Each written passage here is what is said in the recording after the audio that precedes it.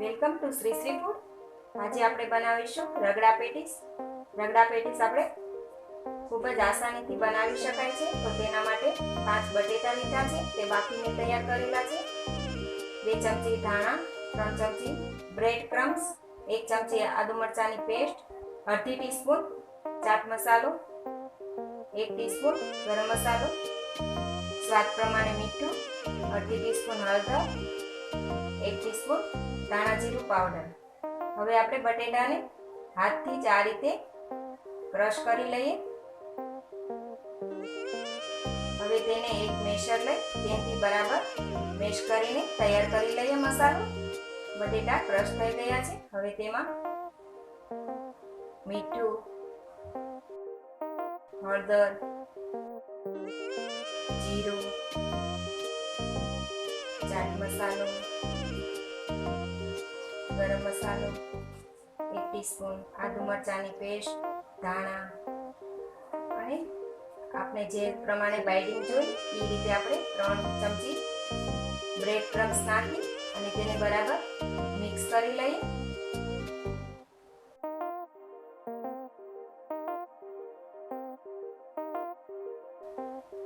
હવે પેટીસ માટેનો મસાલો બરાબર તૈયાર થઈ ગયો છે. તેમાંથી આપણે પેટીસ બનાવી લઈએ. આ રીતે આપણે જે પ્રમાણની જે સાઈઝની પેટીસ ગમે એ રીતે વાળીને આપણે તૈયાર કરીએ.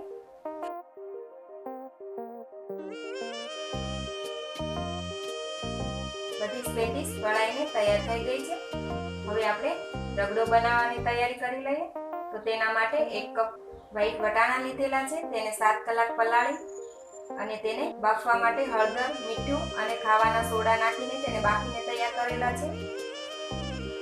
અડધો કપ ટામેટા, અડધો કપ કાંદા, તે બંનેને ઝીણા કાપીને તૈયાર કરેલા છે.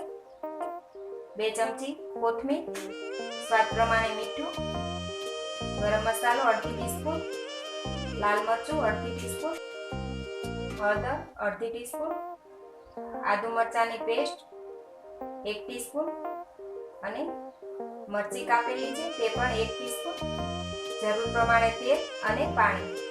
તો રગડો બનાવવાની શરૂઆત કરીએ. હવે આપણે ગેસ પર કઢાઈ મૂકી દઈએ. હવે તેમાં 2 ટીસ્પૂન તેલ નાખી દઈએ. થોડું તેલ ગરમ થાય એટલે તેમાં આદુ મરચાંની પેસ્ટ નાખી દઈએ. ત્યારબાદ 3 ચમચી કાંદા નાખીએ અને તે બરાબર બ્રાઉન કલર ના થાય ત્યાં સુધી તેને સાંતળીને તૈયાર કરીએ. વચ્ચે વચ્ચે તેને આપણે હલાવતા રહેવું.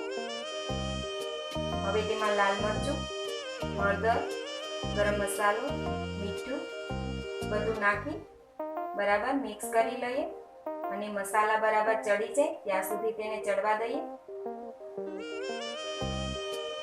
હવે તેમાં 3 ચમચી ટામેટા નાખી દઈએ અને બરાબર મિક્સ કરી લઈએ. ટામેટા બરાબર ચડી જાય ત્યાં સુધી ચડવા દઈએ.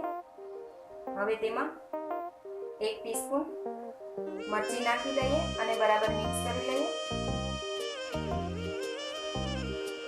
હવે ટામેટા ચડી ગયા છે. તેમાં આપણે બાફીને તૈયાર કરેલા વટાણા નાખી દઈએ અને તેને પર બરાબર મિક્સ કરી લઈએ. બધું બરાબર મિક્સ થઈ જાય. હવે રગડામાં આપણે પાણી નાખીએ.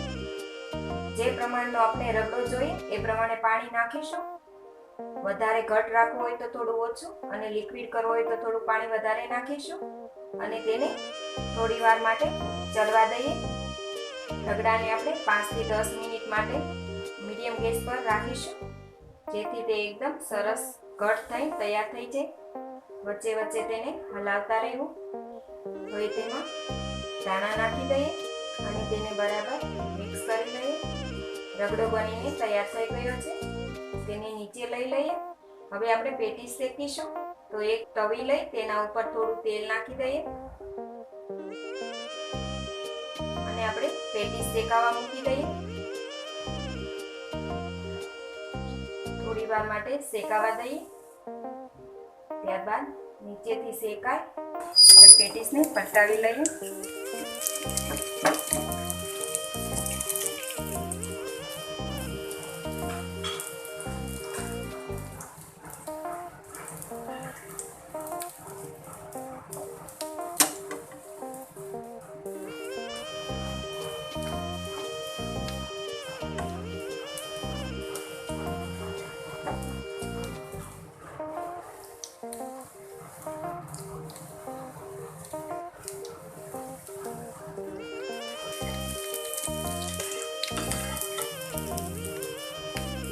શેકાઈને તૈયાર થઈ ગઈ છે, બહાર લઈ લઈએ.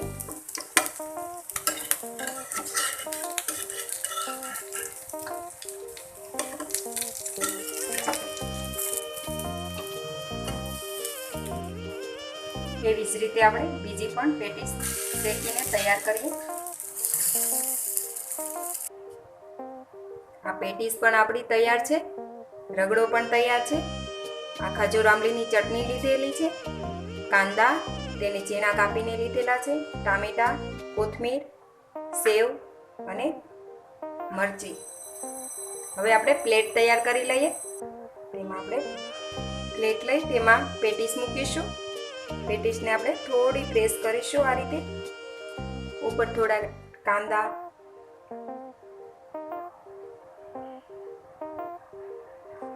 ટામેટા, જે આપણે તૈયાર રગડો બનાવ્યો છે તે નાખીશું. આંબલીની ચટણી, ફરી ઉપર થોડા કાંદા નાખી દઈએ. ટામેટા, વધારે તમને તીખું પસંદ હોય તો થોડી મરચી પણ નાખી શકાય છે. સેવ અને થોડા ધાણા નાખી આપણે પ્લેટ તૈયાર કરી લઈએ. તો પ્લેટ સર્વ કરવા માટે તૈયાર છે. રગડા પેટીસ બનીને તૈયાર છે. તમે પણ ઘરે જરૂરથી બનાવજો અને તમારા એક્સપિરિયન્સ અમારી સાથે શેર કરજો. તો ફરી મળીશું એક નવી રેસીપી સાથે. એ પહેલાં જો તમે હજી સુધી અમારી ચેનલ સબસ્ક્રાઈબ નથી કરી તો પ્લીઝ અહીંયા ક્લિક કરો એટલે સબસ્ક્રાઈબ થઈ જશે અને બેલ આઇકન પર ક્લિક કરશો એટલે તમને અમારા નવા વિડીયો મળતા રહે. અને વિડીયો પસંદ આવે તો પ્લીઝ લાઈક પણ કરો અને તમારા ગ્રુપમાં શેર પણ કરવાનું ભૂલતા નહીં.